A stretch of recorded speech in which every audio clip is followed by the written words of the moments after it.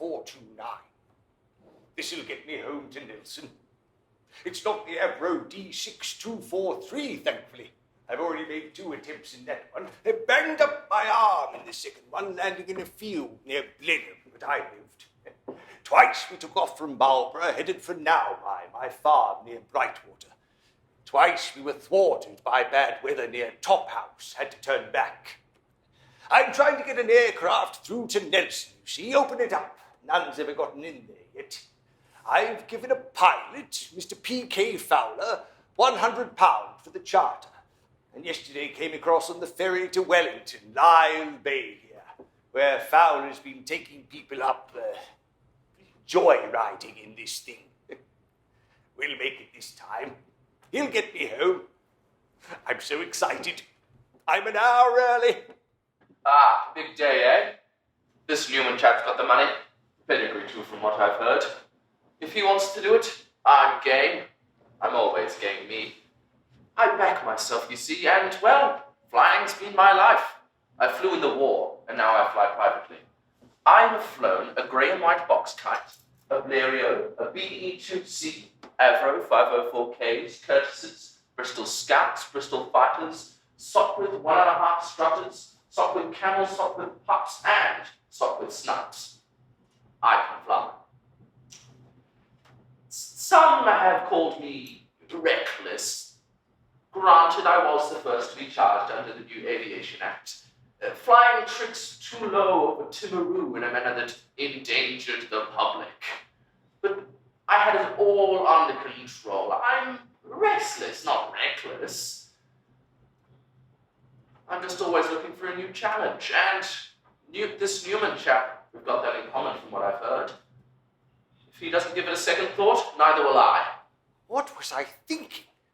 It's only been a year since the first aircraft even crossed Cook Strait, and it's only been done 6 times since.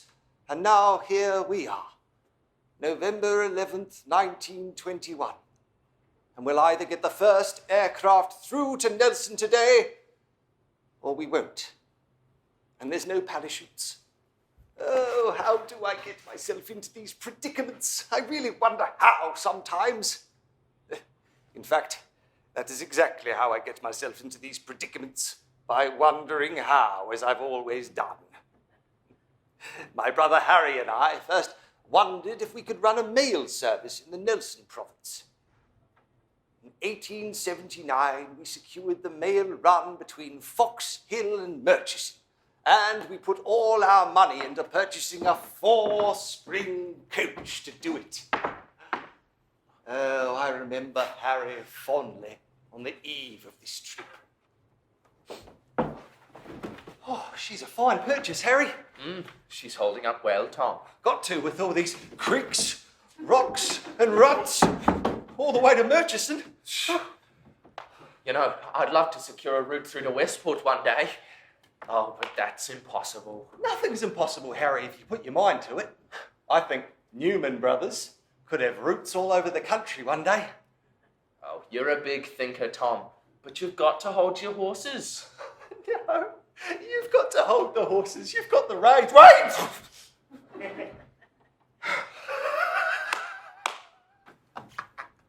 Your jokes could use some improvement, younger brother. But still, it's good to dream. You know, a man in Germany, Karl Benz, has designed a petrol engine and applied for patents to put it in vehicles. Motorised vehicles, Harry. Can you imagine? Oh, I can't see it catching on. A novelty, I'd say. Oh, well, it's something to watch. Now, come on, brother, crack the whip. This Hope saddle takes a bit of getting over, and we don't want to be known as the Newman no-hopers. I'll do the jokes from now on, brother.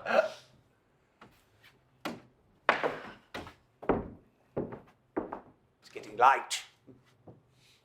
Weather's poor. This Fowler chap ought to be down here soon. Look at this engine. A marvel of modern engineering. A long way from those first motorised vehicles Harry and I read stories of in the 1890s, sputtering and conking down the street. Ah, there. 1903. Harry and I were directors of Newman Brothers Coach Services now, and we read of a Mr. Henry Ford going into business.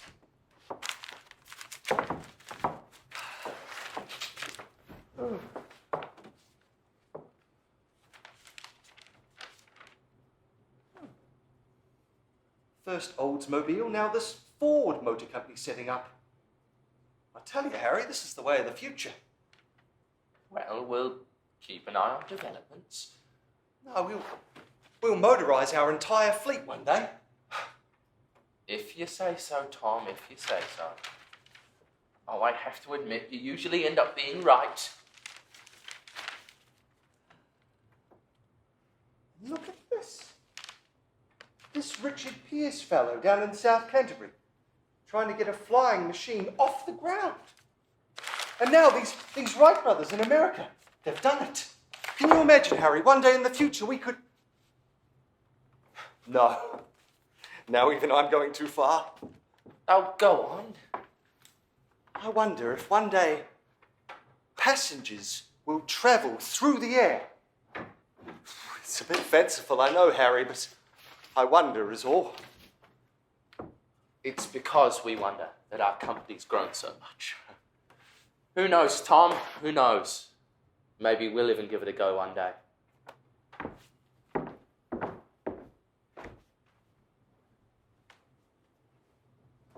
Well, we got our first motorised vehicle in 1911. And by 1918, we'd phased out all those old horse-drawn carriages.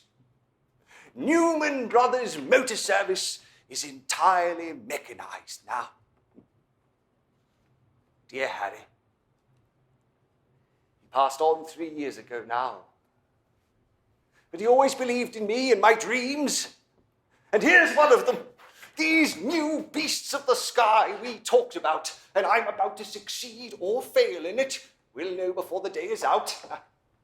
Ah, Fowler! There you are! Mr. Newman, I presume. Oh, yes. Spanish flu. Can't be too careful. Shorty Fowler. Some wit's idea of irony.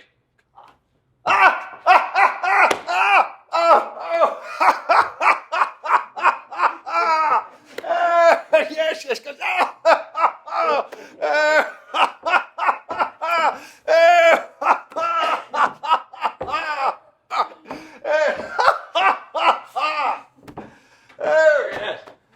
So what are our chances today?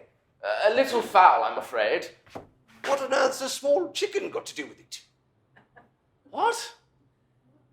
Oh, no, the weather's a little foul. Oh, yes, certainly is, certainly is. Yes. Normally I'm up for anything, but this weather is no good. I tried to fly from Invercargill to Auckland last year. I made it to Timaru. Yes, I've tried twice in the last week to get home in one of these. Weather. Weather what? No, the clouds, rain, etc. Weather. Right. Well, there's plenty of that about. Yes. Let's wait a couple hours. My mechanic, Ted Ranish, should be along soon. He'll be coming too. Right, good enough. Well, Radish soon arrived. Yes. Oh.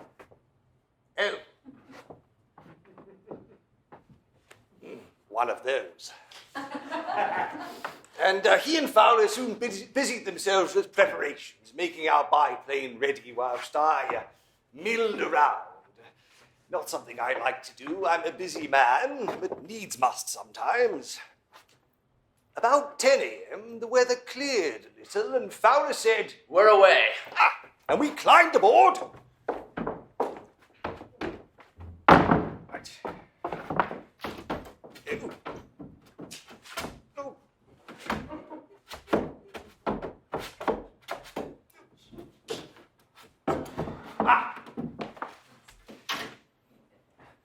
And took off.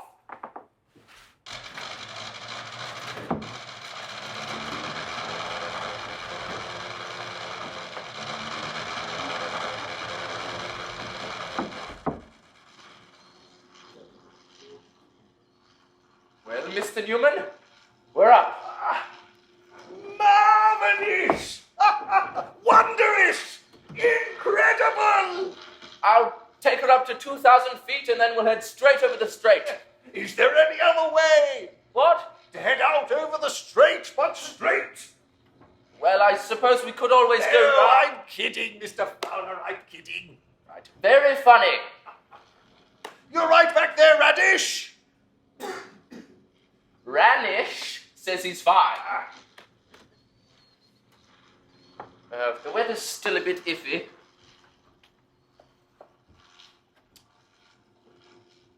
I'm going to head for the north of the Marlborough Sounds. We don't want to encounter any big mountains in poor visibility. Good thinking, that. We'd look like right duffers if we hit Mount Dupper. I'll do the jokes from now on, Mr. Newman. My brother Harry, he used to say the same. Well, we're over the strait already. Oh. How long do you think it'll take? To Nelson? Hour and a half. And how much fuel do we have? Over 2 hours worth. We'll be fine then. Right as rain. Right as rain. Speaking of which, those clouds, they look ominous. But if you're confident... Well, I was always confident. Doesn't mean I always knew what I was doing. The weather was quite poor, and most of the time I had no idea where we were, but Mr. Newman didn't need to know that. It only took us about 15 minutes to get across the strait, and then I headed roughly for Derville Island and French Pass.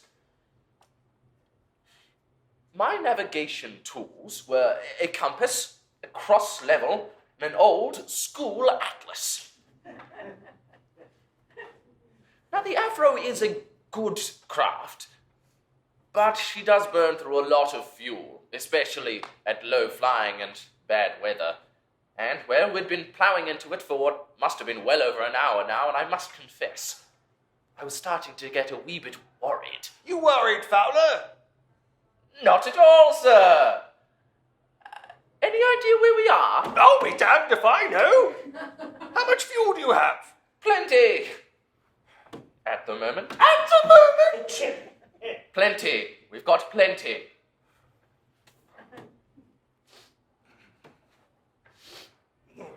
Already made 3 attempts. There won't be another one, will there? I think we're committed now. Past the point of no return. But she has plenty of fuel, you say? Plenty. That is, a bit. Some. Look! The clouds! They're breaking! What? Where? Down there, man! Oh, you're right! Yes, you're right. That certainly would appear to be the case. It looks like... Yes, that's the southern tip of Derville, there! Oh, and there's French Pass. That's what I've been looking for. You sound mightily relieved, Mr. Fowler. What? No. All right, a little, but it's nothing to worry about. I've been in tougher jams than this. This is nothing. It's just good to see French Pass, that's all. Right, well, that means Nelson is south. Right, I'm banking around now while we have a heading.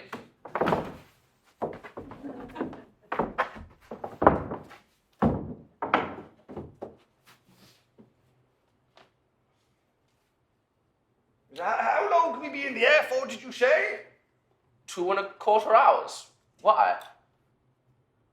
I don't mean to alarm you, Mr. Fowler, but we've been aloft for nearly 2 hours now. Really? I can't say I was... Well, how time flies. Oh, oh, you know, because we're flying, and... Time? Yes, could be another half hour to Brightwater. Nelson is much closer. Yes, even that could be a close run thing. The weather has closed in again. Yes, well, we have a heading, so we should be fine. Yes, we'll be fine, Mr. Fowler. Please, call me Shorty. Everybody does. We'll be fine, Mr. Fowler. Well, I've been an intrepid man, an adventurer, a pioneer, some might say, in my time, but even I was getting a little worried. I was wondering if I should have just taken one of our motorized vehicles home. Would have been a lot safer. Oh, but Safe never got anything of consequence done. Safe never pushed any boundaries out. And if my time was now, at least I'd go out trying something.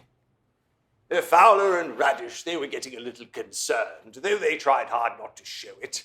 It was my job to steady them. I was the senior man.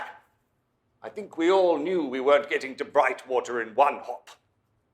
The weather was so close now. We'd be lucky to find Nelson, even. The weather's closing in now. We'll be lucky to find Nelson, even. Yes, I wish I'd thought of that. I might take her down low. Oh, well, watch out for the Grampians in Fringed Hill. What are those? You'll know if you meet them, briefly anyway. How's the fuel? We're holding steady. This says E. Does it? So it does. Faulty, some of these gauges. See? And how long can we be up for, did you say again? 2.25 hours. Yes, it's been 2 hours and 12 minutes, Mr. Fowler. Oh. Seems like only moments. What's that down there? What? The clouds, they're breaking. Oh, yes. It's a sort of bank with a lot of boulders on it. Yes, we call it the Boulder Bank. Makes sense. Oh, well, it's a fine sight, and coming up clear now, too, by the looks. It's coming out fine. Yes, sunny Nelson. What? Oh, just a saying I have, sure it'll never catch on. What's that down there? The Maitai Valley. Worth shaving, they tell me. Well, there's Nelson Town. What do you want me to do? Try and spot a place to land, man. Right. In my excitement, I buzzed the post office clock tower. Lovely building. I hope they don't tear it down and replace it with anything uglier. Nelson was a deuced hilly place, and there was no good places to land. But the fuel was holding steady, and I was thinking about trying to squeeze out another 20 miles or so to Brightwater. The fuel is holding steady. I might try to squeeze out another 20 miles or so to Brightwater. What's that sputtering? That'll be the engine. We're out? Appears so. So we're... Going to have to take emergency measures. I thought we didn't have any parachutes. Not those emergency measures. Hang on. Oh. The engine! It's going again! But how? Well, I don't like to employ it, but I've got a small wing-mounted tank. It's only about 5 gallons or so. Keeps the engine going at low rates. It's gravity-fed, but won't keep us in the air for long. All right. Well, it would have been good to know that before, but thank the good Lord for it. Oh, what are you doing? I'm banking around, heading for that boulder bank thing. Why on earth would you be doing that, Fowler? The flat area on the inside of it. It's looking pretty good right now. No, don't go down there, Fowler. It's mud. Call me Shorty. Fowler, for heaven's sake, get this machine headed south again. All right. But what's down there? Not impending death anyway, and that's what you were planning. Yeah. There's only 2 roads headed out of Nelson. You might need a sort of a southern link or something. No, don't bring that up. It's boggier than those mudflats. Right. Oh, there's a beach down there. What's it called? Tahunanui, but it's no good as a place to land aircraft. It never will be. Well, where do you want me to go then? Call me Tom. What? Call me Tom. Tom? Where do you want me to go, Tom? There's no need to yell, Mr. Fowler. Decorum at all times. Sorry, I'm slightly stressed. That's all. What do you want me to do?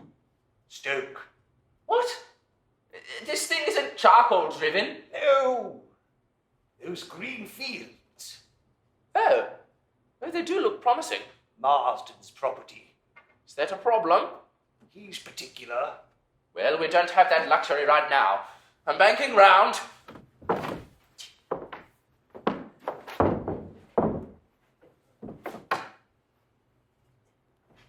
Eisenfield. Green meadows? No, Eisenfield it's called at the moment.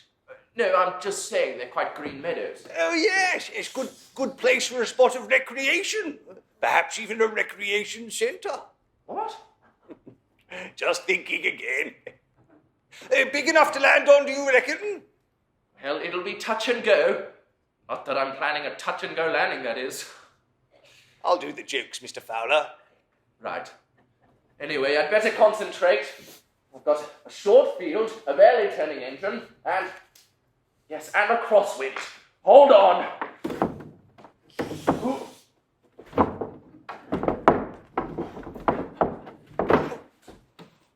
God. We made it. We're alive. Yes! You sound very surprised, Mr. Fowler. I never doubted you. No, of course. I mean, it's... Mr. Fowler, Yes? let's get out. Right.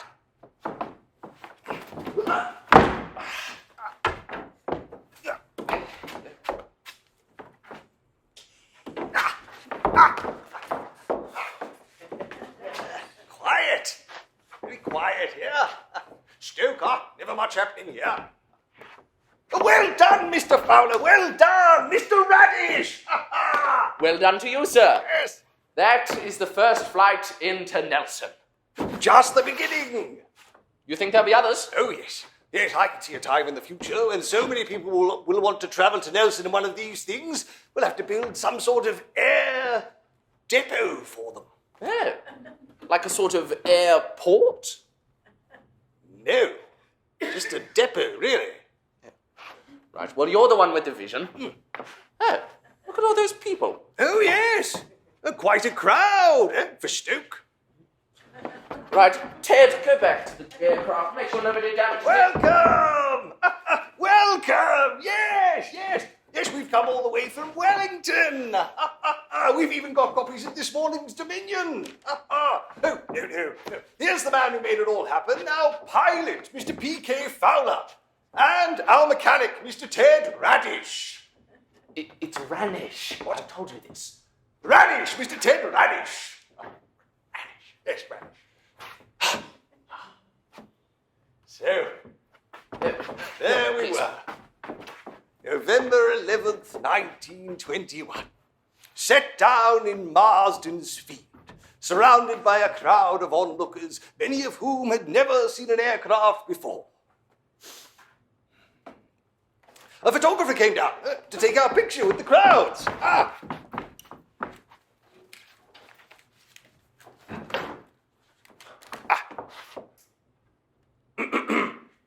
Yes, give me a second.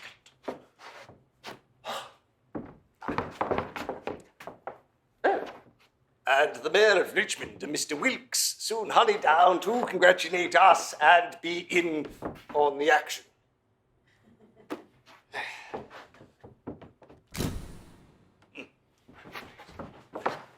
I was proud to have gotten this far, but still I wasn't home. Mr. Fowler informed me that this field was fine for landing, but no good for takeoff, with all three of us on board. Well, I enjoyed the attention, the appreciation for the aircraft, and I promised people joyrides the next day. Got to make a living, after all. Well, I then sent Ted across the street to Main Road, Stoke, to get some fuel from Walter Heath's garage and blacksmith shop. A place that shoes horses, fueling up an aircraft. One era was passing and another arriving. And while we waited, we went across the street to the Turf for a beverage. A Turf, eh? Damn silly name for a hotel, never last. Ted came back with the fuel. Then I had to tell him and Mr. Newman that I'd have to go alone if I wanted to get her off the ground. We were pondering on this dilemma when Mr. Marsden's gardener came down to greet us. He said he had a message from the old man. Well, expecting a cordial welcome or a hearty congratulations, I said, "Oh yes, and what is that?" And he said, "Get that damn thing off my land, now!" I guess he was more of a horse and cart man. I told Mr. Fowler to try getting her up in the air again. There was another field about 2 miles distant, a bigger one, belonging to Saxton.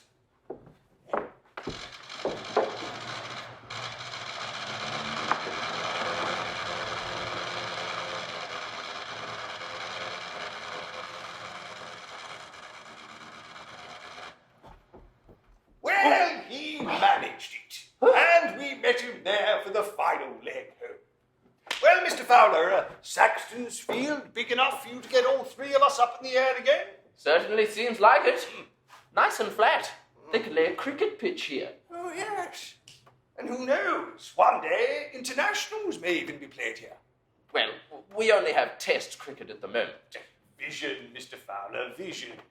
Mine is 2020. Right. Well, let's get you back to Brightwater and your farm. Now mine. You're welcome. No, that's the name of my farm. Right. Tally-ho, Toodle-pip, chocks away! Chocks away, Radish! No, we don't actually have any chocks. That's just an expression. Oh, right. At ease, Radish!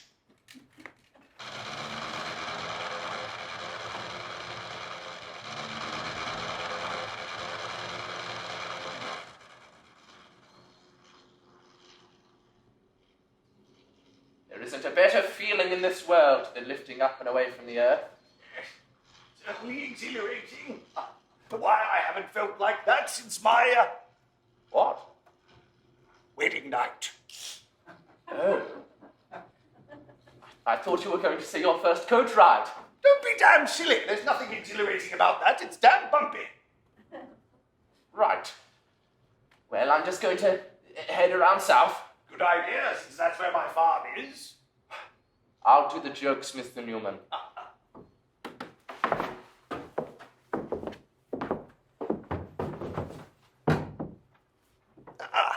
Saxton Road.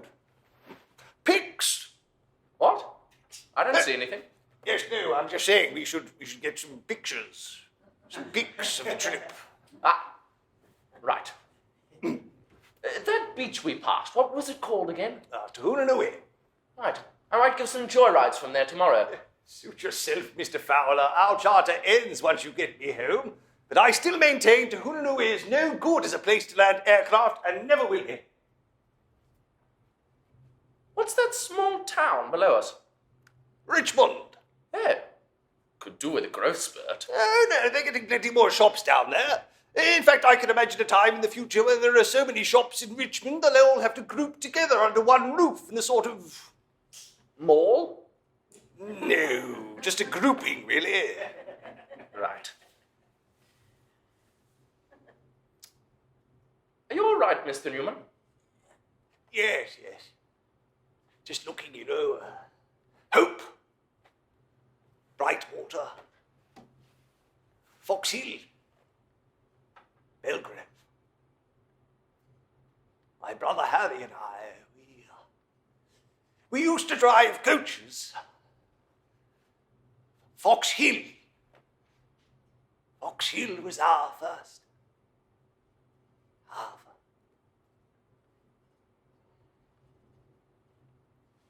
Still, no point dwelling on the past, eh?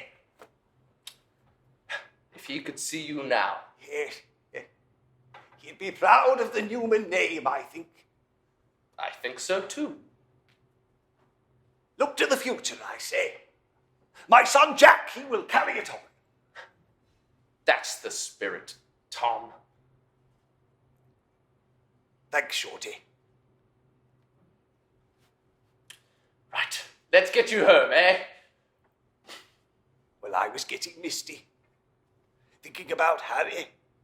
How he'd always believed in me, my dreams, even my far-fetched ones about aircraft. And now, here it was, happening. An aircraft in Nelson.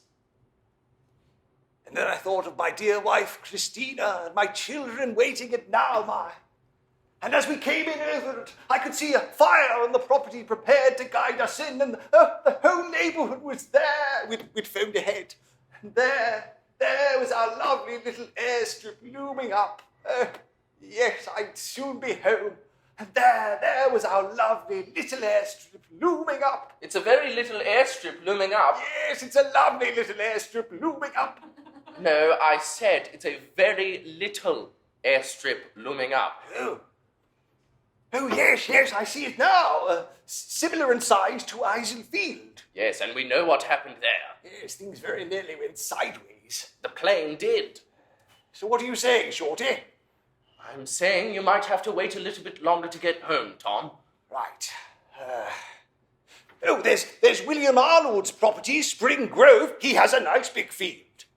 And he's not particular like Marsden? No, salt-of-the-earth people out Wakefield way. Oh, speaking of which, there's young Ernie Rutherford's house, Brightwater. You know, I always had him on 100. Had 100 on him to make something of himself. Well, I'll set her down at William Arnold's field. Yes. How will you get home? Motorized vehicle. Oh, way of the future, they tell me. By the way, what does now mine mean? Welcome. Oh. But that's certainly a nice thing to hear on your way home, Tom. Sure is, Shorty. Sure is. Well, we set her down in Arnold's field, and were immediately surrounded by a large crowd of children and adults. My wife and father-in-law were there, many others. It was a joyous occasion. Well, it had been an adventure. 2 failed efforts from Marlborough, then setting her down in Marsden's field, then Saxton's field, and finally Arnold's field. We never quite touched down at Nauheim as I intended, but then, well, life is a bit like that sometimes. As long as you get close enough, you've done well enough. We got the first aircraft through to Nelson, and I got home to Nauheim. So, all in all, I had to be happy with that. Well, I was busy giving joyrides from Tahuna Beach the next day, and, well, they were popular.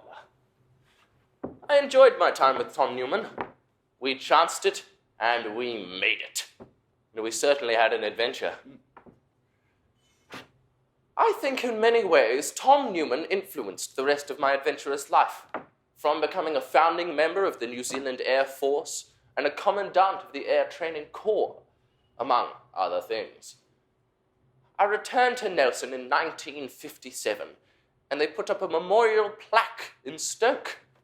There was plenty happening there now. I was heard to remark that I wouldn't cross the strait in the Avro today for a gold watch or £1,000. But I wasn't going to let that on to Tom. I can envisage a time in the future when there is indeed an air depot in Nelson. And in 100 years' time, we may go from 1 passenger arriving per year to 1,000 per year. 1 million per year. And they'll need a large new terminal to house the growth. Well, I'm probably dreaming. But if it happens, I'm pleased. I'm pleased. That's progress. And who knows? One day we may even be traveling internationally. Or even interplanetary. All my life I've been in the business of travel, taking people to and fro. But wherever you go, you must always return. And let's face it, Nelson isn't a bad old place to come home to, by aircraft or any other means. Come on, Shorty. I think we deserve a pint of Nelson's finest. Max Gold. Hasn't been invented yet, unfortunately. Oh, What was that? freaking fun! Popping up all over the place. Yes, well, I prefer Mama God myself. Oh, really? Or Kismet for a smoked Manhattan.